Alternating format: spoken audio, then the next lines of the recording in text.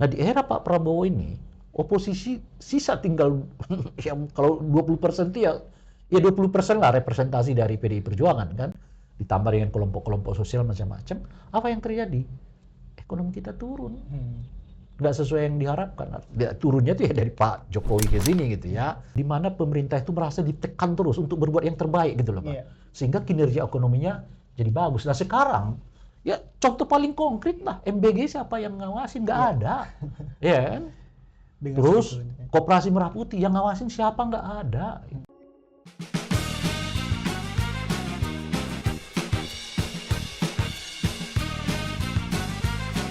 Selamat datang kawan-kawan. Kembali lagi kita di podcast Parlemen Watch Podcast setelah cukup lama tidak bersua.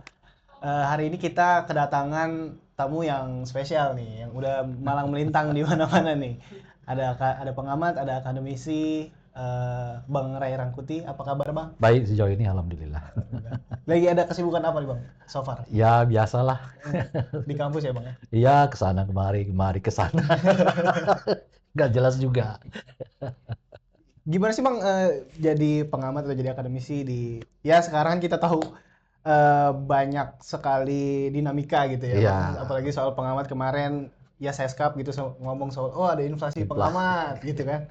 Lalu juga ya beberapa teman-teman Abang juga dilaporkan gitu ke polisi ya. Kita tadi sudah sempat ngobrol juga ada Mas Saiful Mizani, ada Bang Ubedillah Badrun, juga terbaru ada Uda Ferry Amsari gitu ya.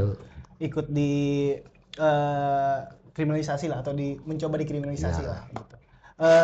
Abang sendiri melihatnya gimana sih? Apakah emang sekarang mungkin jadi pengamat juga ada tantangan sendiri, ada ancaman-ancaman sendiri atau perlu ngerem-ngerem juga sedikit?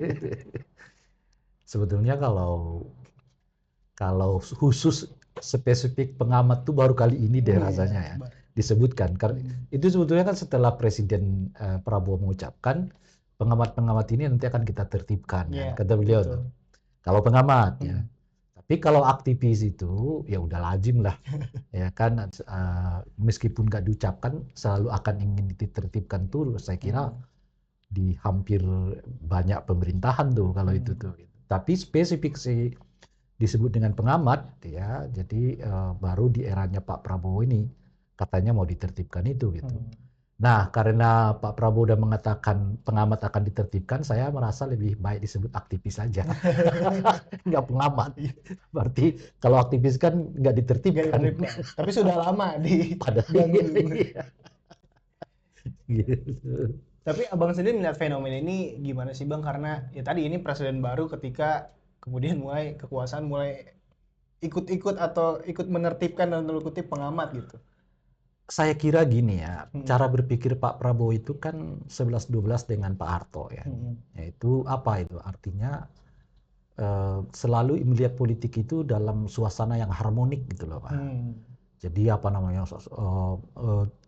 bagi Pak Harto dan juga Pak Prabowo, kelihatan yang disebut dengan negara Pancasila itu adalah negara pemerintah ke sana, semua ke sana, kira-kira gitu loh Pak. Jadi apa istilahnya? Apa namanya itu istilahnya itu ya, pokoknya satu ke sana semua ke sana gitu. Tentram gitu ya. Iya, jadi kata harmoni. Ya, jadi kalau di zamannya sekarang dipakai namanya kata harmoni, tapi di zamannya Orde Baru itu dulu dipakai stabilitas kan. Gitu. Nah, karena filosofi harmoni itulah kemudian cara pandang Pak Prabowo itu kelihatan ingin memasukkan semua unsur kekuatan politik ke dalam kekuasaannya untuk menciptakan yang disebut dengan harmoni itu tadi gitu ya. Dan itu memang terjadi kan. Bahkan saya beberapa kali menyebut belum pernah terjadi di era reformasi ini seorang presiden dengan tingkat dukungan yang begitu mewah. Anda bisa bayangkan 82% anggota DPR itu pro Pak Prabowo. Nggak cukup, ya kan? Ormas-ormas agama juga bersama dengan Pak Prabowo. Nggak cukup juga TNI Polri solid di belakang Pak Prabowo gitu. Lalu mantan-mantan aktivis banyak bersama dengan Pak Prabowo ya. Mantan-mantan mahasiswa, ketua BEM mahasiswa ya, atau aktivis-aktivis mahasiswa itu juga sekarang banyak bersama dengan Pak Prabowo gitu. Jadi di hampir semua kekuatan politik formil dan non formilnya itu berada di dalam kekuasaan Pak Prabowo, dan oleh karena itu Anda lihat kan struktur kekuasaannya besar sekali, ya banyak sekali. Gitu. Nah, tapi kalau kita buat perumpamaan, mungkin hanya tersisa 10%, 15% kekuatan politik di luar. Ya salah satunya PDI Perjuangan. Ya. Di luar itu ya ada CSO, ya kan, ada akademisi gitu ya, dan tentu ada netizen gitu. Tapi dukungan besar ini yang saya sebut 80% ini kok tidak membuat Pak Prabowo merasa nyaman juga gitu. Nah, kenapa itu bisa terjadi? Karena itu tadi, karena beliau melihat pemerintahan itu harus dikelola dengan suara yang sama bulat gitu kira-kira tuh. Nah, sama, jadi jangan ada ganjalan, jangan ada teriakan atau inilah di luar gitu. Nah, jadi cara berpikir harmoni inilah yang membuat apa namanya itu ya, potensi oposisi kita itu lemah gitu. Padahal ada studinya loh ya, ekonomi yang kuat, ekonomi yang bagus ya, atau pertumbuhan ekonomi dan pemerintahan yang solid, umumnya tuh karena oposisinya kuat gitu loh Pak. Iya. Gitu. Misalnya sebagai contoh ya, di eranya Pak SBY, era periode pertama beliau, dukungan parlemennya itu cuma 46% loh. Jadi mayoritas justru tidak bersama dengan Pak SBY. Iya. Apa yang terjadi? Kita tumbuh, stabil ekonomi kan. Lalu periode keduanya naiklah sekitar 60-65% dukungan di parlemennya. Tapi kan tidak besar sangat kalau dibandingkan dengan Pak Prabowo gitu ya. Lalu apa yang terjadi? Ekonominya tetap lagi stabil. Bahkan dicatat sebagai pertumbuhan ekonomi terbaik lah ya di era reformasi ini gitu ya. Lalu masuk ke periode pertama Pak Jokowi. Dukungan terhadap beliau tuh sekitar 50-an% di parlemennya. Dan apa yang terjadi? Sama, ekonomi juga tetap stabil gitu ya. Masuk periode kedua melonjak dukungan tuh sekitar 80% ya. Dukungan terhadap Pak Jokowi di era keduanya gitu. Termasuk di dalamnya Gerindra kan masuk ya kan, PAN masuk gitu ya. Apa yang terjadi? Ekonomi kita stagnan. Nggak naik gitu, nggak sesuai dengan targetnya gitu. Nah di era Pak Prabowo ini, oposisi sisa tinggal yang kalau 20% itu ya 20% lah representasi dari PDI Perjuangan kan, ditambah dengan kelompok-kelompok sosial macam-macam. Apa yang terjadi? Ekonomi kita turun, nggak sesuai yang diharapkan. Turunnya itu ya dari Pak Jokowi ke sini gitu ya. Nah itulah makanya dalam satu studi disebutkan keberadaan oposisi itu justru menguatkan atau membuat ekonomi lebih baik gitu. Dan yang kedua adalah sebetulnya membuat pemerintah lebih baik. Kenapa? Karena ada selalu koreksi dan ada selalu nuansa di mana pemerintah itu merasa ditekan terus untuk berbuat yang terbaik gitu loh Pak. Sehingga kinerja ekonominya jadi bagus. Nah sekarang ya contoh paling konkret lah, MBG siapa yang ngawasin? Nggak ada. Ya kan? Terus Koperasi Merah Putih yang ngawasin siapa? Nggak ada. Terus apalagi namanya? Sebutin aja lah. Presiden berulang kali keluar negeri, investasi nambah kata. Iya kan?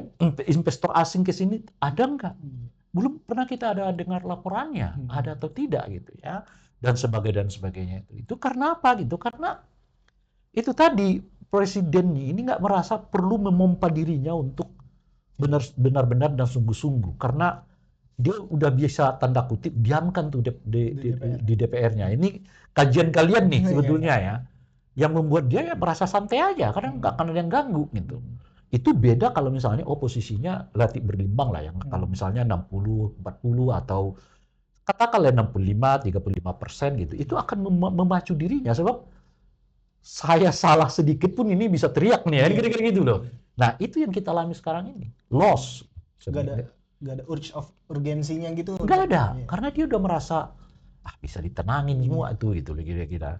Nah itulah sebabnya dulu juga misalnya kita ya menolak keras pilkada tak langsung itu dilakukan. Karena efeknya akan begini gitu. Karena kepala daerah itu merasa nggak ada yang ngawasin gitu ya, sehingga ya dia bebas mau melakukan apapun gitu. Seperti yang kita alami saat ini loh ya. Nah ini presidennya masih dipilih secara langsung, anggota DPR-nya dipilih melalui proporsional daftar terbuka gitu. Kondisi politiknya ya begini. Apalagi Anda bayangkan kalau misalnya Semakin tertutup gitu. ya pemilihan kepala tidak langsung gitu. Waduh, udah ini out-outal lah menurut saya itu gitu. Tapi karena saya ini di IPC ya, soal parlemen ini gitu. Ini harus kita pikirkan serius ya. Apa yang saya masukkan dengan serius? Saya merasa suasana sekarang ya, anggota DPR itu saya kan lagi konsen ya untuk mendorong semacam reformasi institusi parlemen gitu. Kenapa gitu ya? Karena belajar dari situasi yang kita alami hari ini gitu. Yeah. Minum dulu ya, karena ini mau bicara DPR. Kalau bicara presiden ya udah. Ya. Nah kenapa gitu? Karena gini loh ya. Misalnya pertanyaan saya, kalau DPR-nya model seperti yang kita alami dalam 1 tahun 8 bulan ini, kan kira-kira segitu ya mereka ya, masa jabatan mereka. Kita butuh nggak 570 anggota DPR? Gitu. Nggak ngawasin apa-apa kok. Jadi stempel aja ya. Iya itu maksud saya. Jadi dan kita melihat suasana DPR-nya yang sering saya sebut sebagai DPR Orde Baru, yang dulu sangat sering dikenal dengan istilah 5D. Tahu nggak 5D itu? Betul, Bang. Datang, duduk, diam, dengar, duit. 5D semua. Apa bedanya dengan yang sekarang? Kita udah kasih contoh tadi, MBG, ribuan, bahkan udah disebut puluhan ribu. Anak-anak kita keracunan, mereka nggak ngapa-ngapain. Ada pembelian yang aneh-aneh, ya mereka juga nggak pertanyakan. Kaos kaki lah, ya kan? Motor trail lah, ya kan? Ke depan juga kita dengar ada informasi beli ini lagi, beli itu lagi.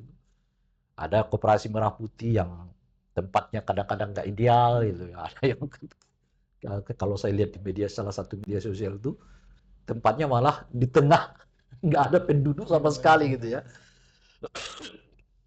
Belum lagi pengadaan mobil pick up 205.000 unit gitu ya. Tapi juga mereka nggak ada. Pertanyaannya, butuh nggak kita 570 anggota DPR? Kalau model DPR-nya seperti yang kita sekarang. Nah, saya lagi berpikir keras dan sekaligus juga sebetulnya lagi mengkampanyekan perlunya reformasi institusi parlemen. Kalau begini terus nih repot. Gitu ya. Nah, yang kedua adalah kemarin saya diundang juga oleh kawan NGO lah ya, mendiskusikan soal format revisi undang-undang pemilu gitu ya, dan hubungannya dengan hubungan pusat dan daerah lah ya gitu ya. Dalam bahasa yang lain desentralisasi, format pemilu yang seperti apa kira-kira yang ideal di tengah demi penguatan desentralisasi dan penolakan sentralisme yang memang akhir-akhir ini kita rasa makin menguat ya di eranya Pak Prabowo, yang sebetulnya jejaknya sudah kita rasakan sejak dari Pak Jokowi gitu. Di dalam FJD itu kebetulan saya diberi kesempatan terakhir juga ya. Saya nggak mau bicara lagi elemen-elemen teknis gitu loh. Misalnya apakah jumlah kursi di dalam dapil itu 3 atau 5 gitu-gitu loh Pak. Lalu misalnya DPT-nya kayak apa, ini enggak. Bagi saya kalau kita terjebak diskusi yang begituan itu, sementara problem yang sangat utamanya nggak kita diskusikan, ya kita juga buang-buang tenaga dan pikiran gitu. Apa sih problem utama kita? Problem utama kita ini sekarang adalah pemilu kita ini melahirkan 3 hal yang sangat negatif. Pertama, melahirkan praktek politik uang yang sangat merajalela. Yang kedua adalah melahirkan praktek nepotisme atau dinasti politik yang merajalela. Dan yang ketiga adalah melahirkan elit-elit politik yang setelah mereka dilantik, justru yang mereka lakukan pertama kali melupakan rakyat. Itu problemnya sekarang. Menurut saya itu yang harus kita cari desainnya. Bagaimana memastikan praktek politik uang ini menurun. Yang kedua adalah soal pengabaian hak-hak. Artinya anggota DPR setelah dilantik tuh malah ikut pemerintah bukan ikut rakyatnya gitu ya. Nah, yang ketiga adalah mencegah dinasti politik ini merajalela. Itu yang harus kita susun. Jadi nggak bicara lagi soal dapilnya 4, dapilnya 5 gitu, satu kursi di dapil sekian gitu ya, atau formatnya nanti apakah proporsional mix Terbuka, gitu ya tertutup. kan, terbuka tertutup atau pakai mix gitu ya, atau macam-macam. Bagi saya itu udah terlalu apa namanya itu nggak realistis dengan persoalan yang kita hadapi hari ini gitu. Termasuk di dalamnya membicarakan soal format penyelenggara pemilu gitu. Nah, bahkan saya mengusulkan udah KPU itu tinggal 3 orang aja. Sementara Bawaslu itu dijadikan badan ad hoc yang saya sebut dengan Satgas. Nah, Satgas itu cukup 3. Ya, Satgas di bidang penindakan politik uang, Satgas di bidang penindakan manipulasi suara, dan Satgas di bidang itu tadi hoax ya, kekerasan ya, dan sejenisnya itu. Di luar itu udah nggak perlu lagi. Nah, ini yang saya sedang kampanyekan gitu. Karena coba Anda bayangkan ya, sekarang tanya aja lagi. Bawaslu ini kerjanya apa sekarang? Kalau pemilu ya jadi ya nggak terlihat melakukan Dia sekarang tinggal nunggu kapan pemilu. masih bisa lanjut atau akan diganti gitu loh, Pak. Nggak ada pekerjaan.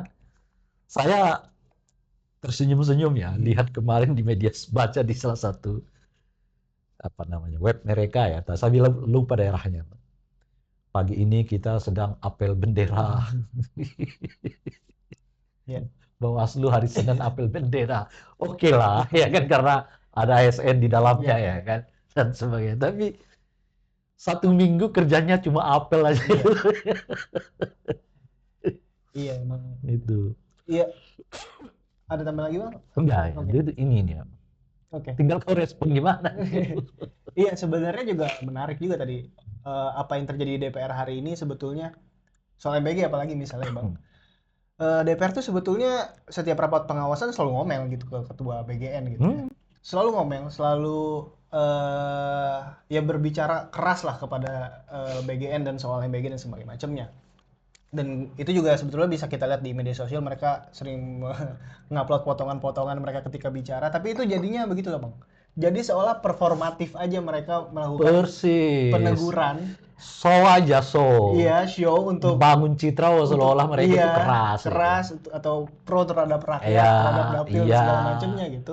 Tapi kemudian justru ketika hal yang paling fundamental gitu, yang paling krusial itu follow up gitu ya, ketika melakukan pengawasan itu tidak dilakukan gitu. Persis. Jadi ya oke, mereka kritik keras, mereka menegur keras gitu, tapi ya udah apa gitu, hasilnya apa Iya. gitu. Bahkan pada tingkat tertentu mereka udah buat rekomendasi. Iya. Tapi rekomendasinya itu dijalankan atau tidak, ya mereka juga kelihatan nggak peduli. Nggak peduli gitu. juga. tapi ada rekomendasinya Iya. gitu loh. Apa yang kemudian menurut pandangan Bang Ara ya? Ya. Ya tadi ya mereka mungkin ya entah itu show atau enggak ya setidaknya mereka mengutarakan lah itu ketika rapat gitu. Tapi apakah kemudian itu juga berpengaruh dengan ya partai politik mereka masing-masing gitu? Ya tadi Bang Ray bilang ya sekarang oposisinya ya praktis tinggal di parlemen ya, tinggal PDIP gitu, dan itu pun juga lemah gitu ya. Kalau kita bisa bilang nggak bisa dibilang keras juga karena ya undang-undang TNI gitu ya misalnya. Mereka yang menjadi ketua panjanya gitu dan mereka mengesahkan itu gitu. Dan jadinya ya sekarang efeknya collateral damage-nya adalah ya penyerangan air keras gitu Ya. itu terjadi. Apakah kemudian tadi selain undang-undang pemilunya juga undang-undang partai politiknya juga mungkin yang harus juga direformasi gitu? Gini, kalau saya merasa utak-atik soal aturan ini pada kenyataannya nggak mengubah apa-apa. Iya. Sebagai contoh gitu lah ya. Politik uang misalnya. Pasal tentang politik uang itu kan paling sering direvisi. Iya. Pasalnya aja tuh, ayatnya aja tuh, ayat soal politik uang tuh paling banyak direvisi. Pertanyaannya, apakah politik uangnya makin mudah dicegah? Enggak. Apakah praktek politik uangnya makin mudah ditindak? Juga enggak. Jadi saya melihatnya bukan lagi dari aspek soal aturan ini. Jadi dari mana gitu? Dari kultur kita berdemokrasi nggak tumbuh gitu loh, Pak. Gitu. Tadi misalnya ada ide dari Prof. Saiful Gimana caranya kalau KPU ini kita buat sejajar dengan Mahkamah Agung gitu kan, eksekutif, legislatif. Menurutku susah ya membayangkan bahwa itu akan terjadi gitu. Tapi di luar itu, tanpa itu pun sebetulnya kan posisi mereka kuat. Karena sudah dinyatakan bahwa mereka itu adalah lembaga independen. Yang nggak boleh diintervensi siapapun. Tertundukan mereka itu adalah kepada undang-undang dasar dan undang-undang dan aturan yang berlaku kan. Ya. Tapi apa kenyataannya? Ya, mereka masih ada Wah. afiliasi dengan sana. Aduh, jangan tanya lah kan. Nah, jadi kau mau ubah lagi gimana KPU-nya? Kau mau ubah lagi gimana Bawaslu-nya gitu. Makanya saya justru bukan lagi memperkuat Bawaslu, bahasanya macam-macam. Rombak total aja Bawaslu-nya itu. Jadi nggak pakai badan-badan tapi kita sebut dengan Satgas. Gitu. Nah, Satgas itu kan lebih terdengar akan proaktif gitu lah, namanya satuan tugas gitu ya. Jadi nggak perlu nungguin. Jadi kesannya itu kesan gercep gitu loh ya. Daripada badan-badan. Badan tuh membuat kita memikirkan tentang birokrasinya. Ya kan, pernah saya alami kan dulu tuh. Saya laporkan tentang dugaan adanya praktek politik uang dan kampanye terselubung yang dilakukan oleh salah satu menteri gitu. Kirimlah surat. Ya, belum sehari dijawab surat itu bahwa laporan nggak bisa diterima karena begini, begini. Jadi di Bawaslu itu bukan kasusnya yang penting dilihat, tapi administrasinya gimana gitu loh. Dan itu karena badan. Nah kalau Satgas itu kan asal mereka masuk WA aja, cek, itu bayangannya gitu loh ya, cek nih. Bahkan kalau cuma dia dengar-dengar, saya dengar ada keributan di sana nih, ada. Coba cek, coba. Itu banyak Satgas gitu loh ya. Kesan saya begitu gitu. Kalau Satgas, tapi kalau badan, mana suratnya, mana laporannya? Administrasinya dulu. Udah di ACC belum, tanda tangan siapa, pelapornya siapa, dan sebagainya. Kasusnya udah selesai. Nah, saya berpikirnya begitu gitu. Jadi bukan lagi persoalan aturan nih, bukan persoalan pasal itu, tapi ini lebih pada orang memandang demokrasi itu apa sih gitu loh. Jadi kalau kau mau buat sehebat apapun aturannya, tapi kalau cara pandang orang terhadap demokrasi itu lemah, gitu, ya demokrasinya seperti yang kita alami sekarang. Gitu. Misalnya sebagai contoh nih ya, praktek nepotisme politik kan pernah kita larang, ya. Lalu dibatalkan oleh Mahkamah Konstitusi, kan? Apa yang terjadi? Praktek nepotisme merajalela sedemikian rupa. Ketika ditanya atau ketika disampaikan itu tidak boleh. Mereka akan merujuk ke aturan yang membolehkan. Aturannya boleh kok. Gitu. Jadi ini yang saya sebut sebagai kondisi dari penganut paham demokrasi minimalis. Nah, demokrasi minimalis itu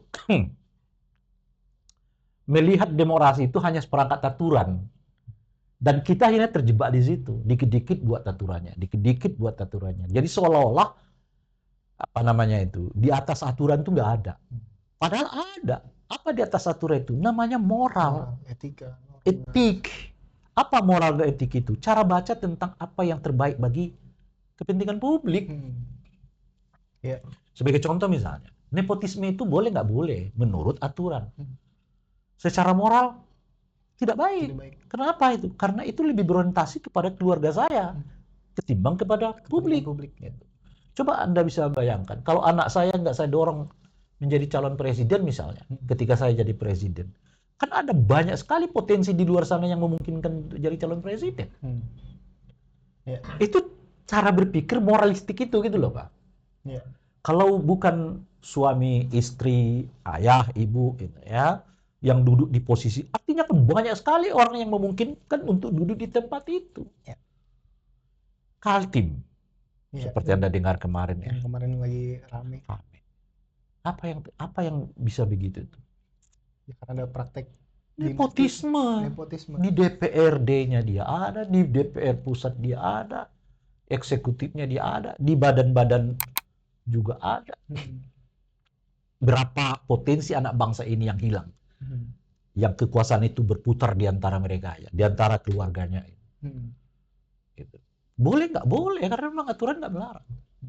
Tapi baik nggak? Nggak baik. Buktinya orang-orang Kaltim Ya. mulai jengkel kan gitu. Karena yang kelihatan tuh itu tadi gitu kan, apa namanya itu ya, kekuasaan yang melayani dirinya gitu loh kira-kira itu, bukan yang melayani rakyat gitu. Nah, oleh karena itulah saya tidak dalam posisi mendorong pasal ini diubah, pasal itu enggak. Saya lebih konsen mengatakan bahwa harus memunculkan kultur politik yang lebih dari sekedar melihat demokrasi itu seperangkat aturan, tapi juga melihat demokrasi itu seperangkat apa namanya itu ya, seperangkat nilai, seperangkat etik gitu. Nah, itu yang saya sebut sebagai moral demokrasi. Ya, menarik tadi Abang ngomong soal kenapa perubahannya ya tadi aturan dan segala macam. Ya karena kalau dipikir-pikir hampir setiap 5 tahun juga undang-undang pemilu sebelum direvisi. Revisi. 2 tahun sebelum pemilu pasti direvisi gitu. Dan hasilnya apa? Iya. Ya sekarang juga ya hasilnya gini. Hasilnya melahirkan 82% itu pro pemerintah gitu loh Pak.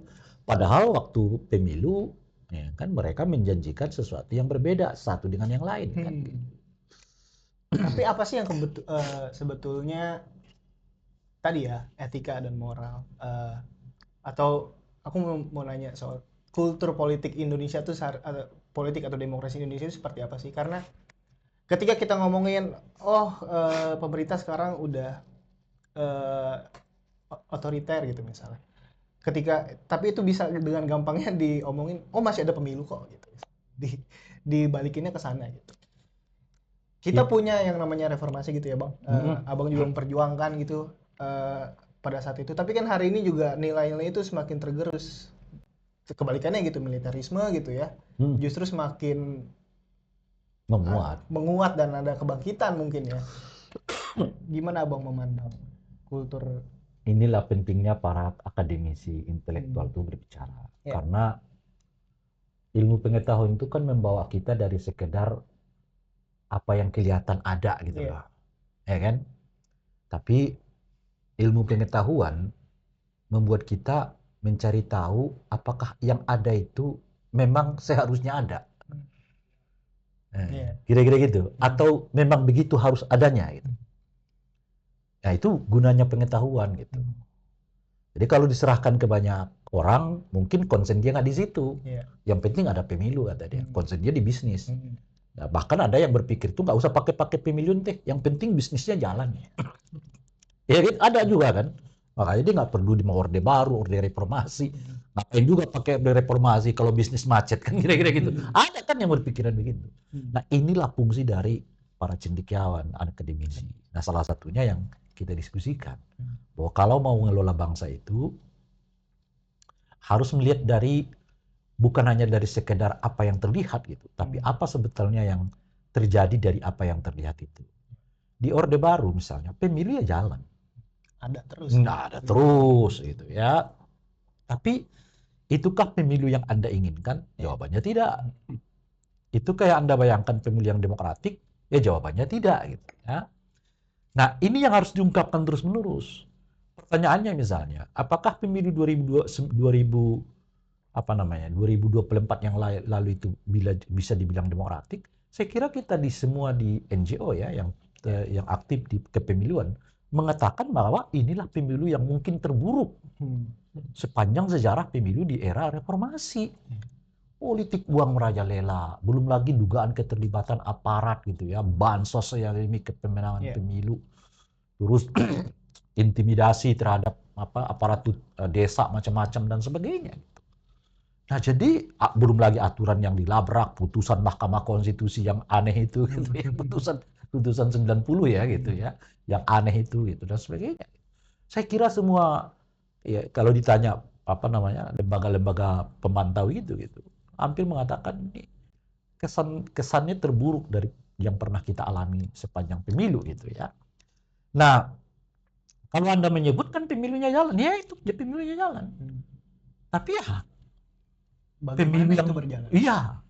Nah disitulah kita kaum intelektual atau siapapun yang harus menyelidikinya. Dan kita menemukan bahwa ternyata apa namanya itu ya, praktek pemilu yang kelihatan berjalan baik-baik itu di dalamnya itu rapuh sekali. Iya. Sama seperti dengan apa namanya itu, survei lah ya. Ini kan kalau ada survei gitu, tingkat kepuasan terhadap pelaksanaan pemilu bisa 80% loh. Iya. Ya, seperti yang kemarin tuh kan, puas nggak dengan pelaksanaan? Puas gitu. Kenapa gitu? Karena di persepsi pemilihnya itu, yang penting TPS-nya dekat dari rumah dia ya kan. Begitu dia masuk ke TPS, ngantrinya nggak terlalu panjang. Lalu surat suara ada, ya, coblos ada, selesai. Bagi dia tuh demokratik tuh ya cuman itu. Tapi kalau Anda bergelut dalam dunia kepemiluan, ya nggak itu aja gitu loh. Nah, jadi kadang-kadang kita terbebani oleh hasil-hasil survei itu bahwa masyarakatnya puas. Ya, tapi masyarakat yang puas pun nggak menunjukkan bahwa kualitas demokrasinya itu berjalan dengan sukses. Sama seperti yang sekarang. Kalau dibuat pertanyaan yang sangat umum, apakah Anda merasa bebas berbicara? Ya, bebas. Perasaan itu akan ada bebas gitu. Nah, tapi kalau mungkin Anda turunkan sedikit, apakah ketika Anda melakukan kritik terhadap pemerintah ada teror, ada intimidasi, ada apa namanya doxing, atau tiba-tiba masuk ini, mungkin ceritanya beda tuh. Gitu lah kira-kira tuh. Jadi pertanyaan umum ini nggak menggambarkan sebetulnya secara faktual apa yang terjadi dalam. Oleh karena itu akan di-set gitu. Oleh karena itu saya mengatakan kita harus ini dulu ya. Oke, kepuasan bagi pemilih itu ya TPS ada dekat rumah dia, aman. Kemudian surat suara tersedia, mencoblos lancar, tepat waktu, macam-macam. Tapi kita harus periksa lebih dalam dari itu. Nah, yang kita temukan banyak sekali persoalannya kan di dalam itu gitu. Nah, itu yang saya mau katakan. Oleh karena itu, kalau disebutkan pemilunya ada, iya, tapi pemilu yang sebetulnya dalam penilaian kita nggak cukup bisa dibilang ini demokratik gitu. Nah, itu sama juga dengan menyebut begini loh, Bung. Ketika orang menyebut nggak boleh dinasti politik, itu akan dijawab dengan yang penting kan dipilih. Jadi dipilih itu seolah-olah membatalkan definisi yang disebut dengan dinasti politik itu. Nah, kita udah ingatkan kan bahwa bahaya-bahaya dari dinasti politik melalui mekanisme prosedural demokratik ini gitu, akan mengakibatkan begini-begini, dan sekarang kejadian tuh. Kemarin di Banten juga jangan lupa loh ya. Di Banten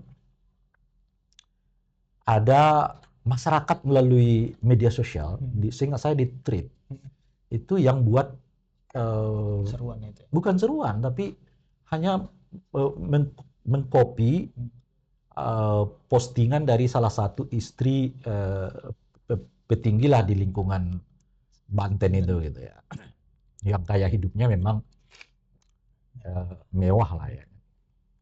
Dia diposting aja. Jadi ya diambil sama dia foto yang ada, lalu diposting oleh dia. Ya dengan kalimat apa saya lupa lah. Tapi pada dasarnya itu menyindir gaya hidup yang mewah itu di tengah komunitas masyarakat Banten yang belum sepenuhnya sejahtera. Dan ada sedikit kata yang dia sebut dengan dinasti politik itu. Apa yang terjadi? Sambutannya besar sekali. Gitu. Nah, postingan itu saya posting lagi di IG saya. Bukan postingan dia, tapi saya buat dalam bahasa yang lain. Apa yang terjadi? Responnya tinggi juga. Jarang nih, menurut pengalaman saya ya. Jarang sekali isu yang sangat lokal direspon sedemikian banyak di IG saya gitu. Itu kan isu Banten gitu loh ya kan. Tapi responnya banyak sekali. Artinya apa gitu? Artinya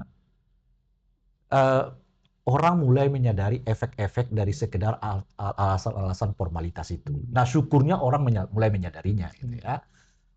Kita dulu udah teriak-teriak ini sebetulnya kan.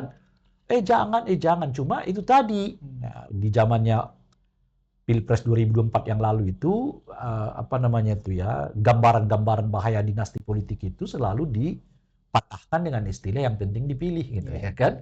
Nah, sekarang mulai itu.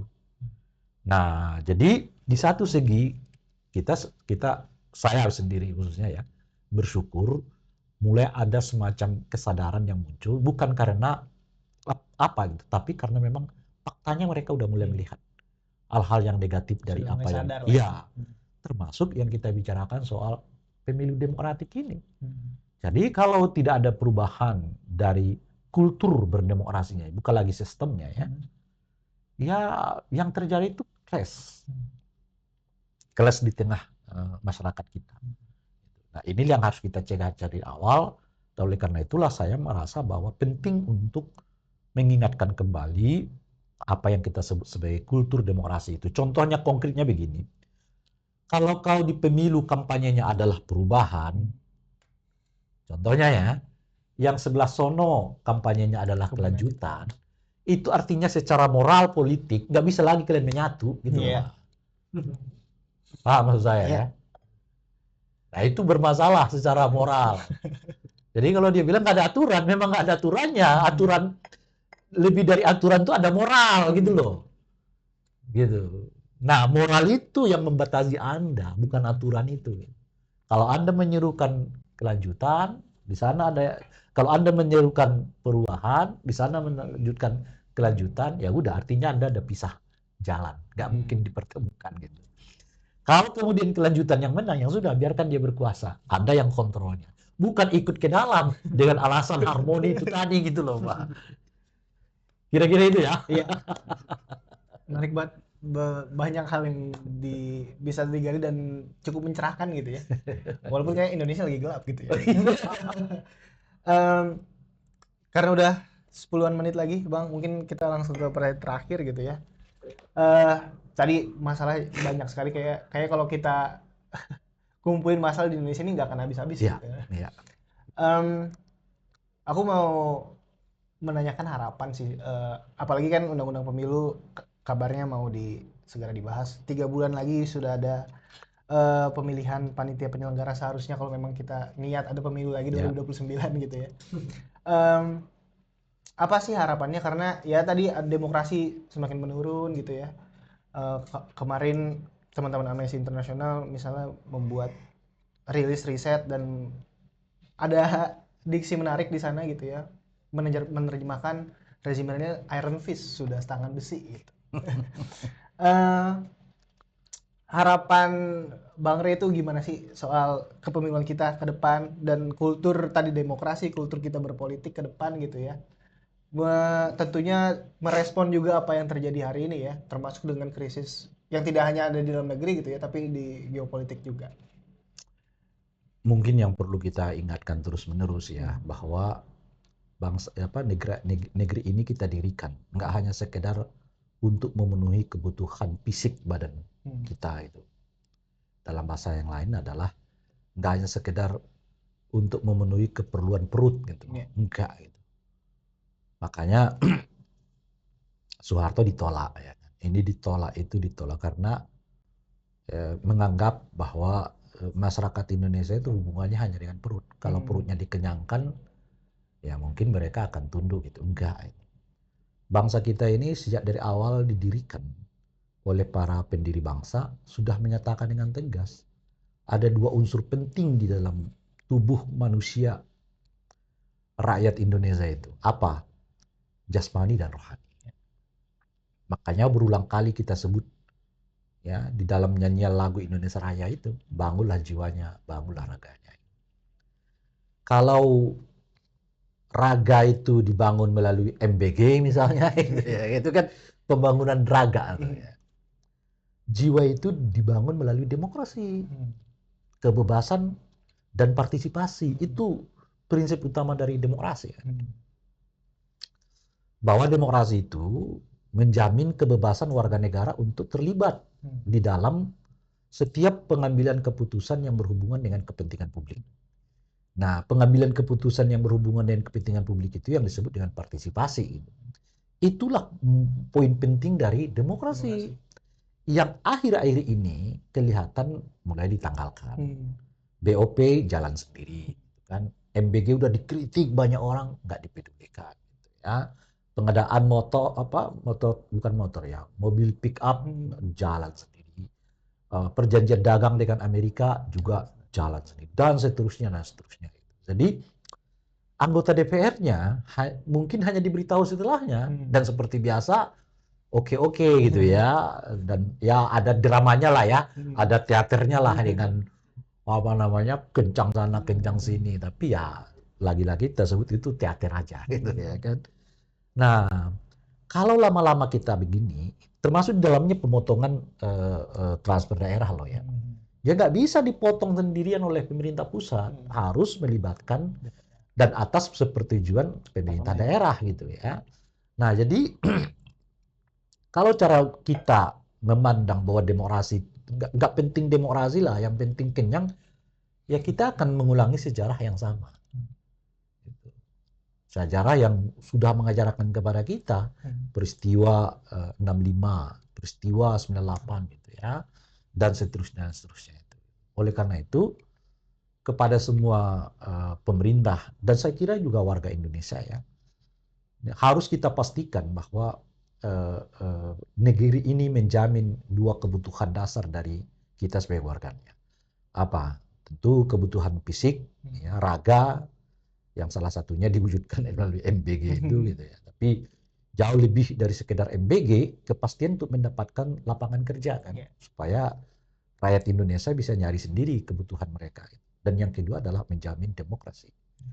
Nah, kenapa saya kalau MBG jiwa ini kan saya nggak menguasainya, itu kan hubungannya ekonomi macam-macam gitu ya. Tapi kenapa saya sangat konsen dengan demokrasinya ya? Karena saya mau rasa bahwa itu yang harus salah satu ya, yang harus saya pertahankan untuk saya wariskan. Gitu. Sebab banyak kalau Anda mengejar kebutuhan perut aja, memang pada tingkat tertentu nggak butuh demokrasi. Negara-negara Timur Tengah nggak pakai demokrasi, mereka sejahtera. Ya. Cina nggak ada demokrasinya, dia sejahtera. Ya, kita lebih dekat sedikit lah ke Singapura kan. Mereka sih sejahtera tapi nggak ada demokrasi. Nah, cuman di kita nggak bisa. Manusia Indonesia itu sejak dari awal sudah naturnya gitu ya, berpikir dan terlibat. Itulah yang disebut dengan gotong royong. Jadi gotong royong itu sebetulnya adalah partisipasi di dalam bahasa politik sekarang ini gitu loh Pak. Dan karena ia partisipasi, jangan diseragamkan. Kalau semua diseragamkan, bukan lagi gotong royong. Jadi kalau kita misalnya mau membersihkan parit, semuanya bawa cangkul. Apa yang terjadi? Gak selesai. Gak selesai. Yang nyapu siapa? Yang ngangkat kotoran bawa pengki siapa? Yang kasih minuman siapa? Ya, yang kasih goreng-gorengan siapa? Jadi yang disebut dengan gotong royong itu bukan menyeragamkan dalam satu model. Justru dengan segala berbagai cara. Nah, di dalam negara yang demokratik ada peran pemerintah, ada peran oposisi. Itulah yang disebut dengan gotong royong gitu. Seperti di dalam falsafah Pancasila kita. Nah, cara berpikir gotong royong itu seragam, itu orde baruan gitu loh Pak. Yang sekarang sepertinya di apa namanya, di review lagi oleh Pak Prabowo, tapi dengan bahasa yang berbeda yang bernama dengan harmoni. Gitu. Jadi kalau beliau ke kanan semua ya, beliau ke kiri semua gitu. Bukan itu yang gotong royong, harus ada yang nahan. Gitu. Kalau semuanya begitu, di depan kita udah jurang. Kalau nggak ada yang teriak gimana nih? Kan kira-kira gitu. Nah, jadi itu yang saya sebut tadi, yang disebut dengan gotong royong itu justru adalah setiap orang berperan dengan perannya masing-masing, yang berbeda-beda. Kalau ibarat apa namanya ya, membersihkan apa tadi itu saluran air, ya ada yang bawa pengki, ada yang bawa cangkul, ada yang bawa sapu, ya kan? Ada yang bawa airnya doang, ada yang bawa gorengan. Nah, itu semualah yang disebut dengan apa namanya gotong royong. Nah, oleh karena itulah ya, khususnya kepada netizen nih, kalau disebut oposisi masih ada apa namanya itu ya, apaan sih ngerecokin pemerintah mulu gitu ya kan, ada itu kan. Jangan menganggap bahwa peran oposisi itu adalah peran ngerecokin pemerintah, bukan. Kita udah sebut tadi itu, justru di saat di mana oposisi kita kuat di era SBY, stabilitas politik terjaga, ekonomi stabil dan tinggi. Dan itulah yang paling tinggi sepanjang era reformasi gitu loh, Pak. Justru ketika oposisinya kuat gitu. Nah, ini harus kita ingatkan kepada kawan-kawan netizen, mungkin Gen Z gitu ya, dan seterusnya itu gitu. Nah, yang kedua, nah, saya ngajak juga kawan-kawan semua untuk karena DPR-nya begitu, ya 5D yang saya sebutkan tuh, datang, duduk, dengar, diam, dan duit gitu. Hai, rakyat ini harus buat sendiri posisinya. Nah, kita ini sudah apa namanya, mengumumkan apa yang kita sebut sebagai Barisan Oposisi Indonesia. Disingkat BOI. Bukan BOP ya. Bukan BO, BOI. Barisan Oposisi Indonesia yang tugasnya adalah memastikan bahwa perjalanan pemerintahan ini berjalan sesuai dengan yang kita kehendaki bersama. Dengan cara itu, kita nggak kebablasan. Ya kan? Selalu ada rem bagi pemerintah kalau dianggap mulai melenceng terlalu jauh, dan dia harus mengingatkan itu. Dan itulah salah satunya yang dilakukan oleh Saiful Mujani kemarin, yang kemudian dituduh sebagai makar. Ya, semoga juga ini nggak dianggap makar juga ya, Bang. Itu ya, terima kasih Bang Rey udah bergabung bersama Parlemen Watch di tengah kesibukannya yang padat gitu ya. Terima kasih juga kawan-kawan yang sudah menonton. Jangan lupa di like, di subscribe, dan sampai berjumpa lagi di episode Parlemen Watch Podcast berikutnya.